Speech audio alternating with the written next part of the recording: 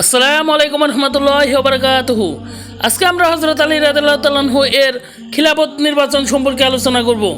656 খ্রিস্টাব্দে হযরত উসমান রাদিয়াল্লাহু তাআলা আনহু মিশরীয় বিদ্রোহীদের হাতে শাহাদাত বরণ করলে খিলাফতের জন্য প্রধান দুই দাবিদার হিসেবে হযরত আলী রাদিয়াল্লাহু তাআলা আনহু এবং হযরত তালহা রাদিয়াল্লাহু তাআলা আনহু এর নাম উঠে আসে।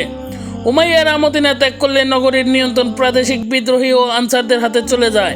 মিশরীয়দের মধ্যে তালহার কিছু সমর্থন থাকলেও ইরাকের অধিবাসী ও অধিকাংশ আনসার আলীর পক্ষে ছিলেন। বেশিরভাগ মুহাজির সাহাবী এবং কিছু প্রভাবশালী গোত্রীয় নেতা তখন আলীকে সমর্থন করেছিলেন।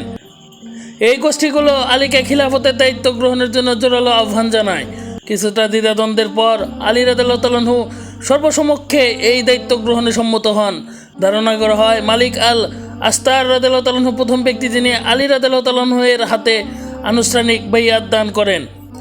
হযরত তালহা ও জুবাইর রাদিয়াল্লাহু তাআলা আনহু যারা নিজেরাও খিলাফতের দাবিদার ছিলেন, প্রথমে স্বেচ্ছায় বাইয়াত দান করেছিলেন, কিন্তু পরবর্তীতে তারা তাদের শপথ ভঙ্গ করেন। আলী রাদিয়াল্লাহু তাআলা আনহু সম্ভবত কাউকে জোরপূর্বক বাইয়াত করতে বাধ্য করেননি, যদিও কিছু লোক পরবর্তীতে দাবি করেছিল যে তারা চাপে পড়ে বাইয়াত দান করেছিলেন। তবে এটা সত্য যে মদিনায় আলী রাদিয়াল্লাহু তাআলা আনহু এর সমর্থকরা সংখ্যাগরিষ্ঠ হওয়ায় অন্যদের উপর কিছুটা চাপ সৃষ্টি করেছিল।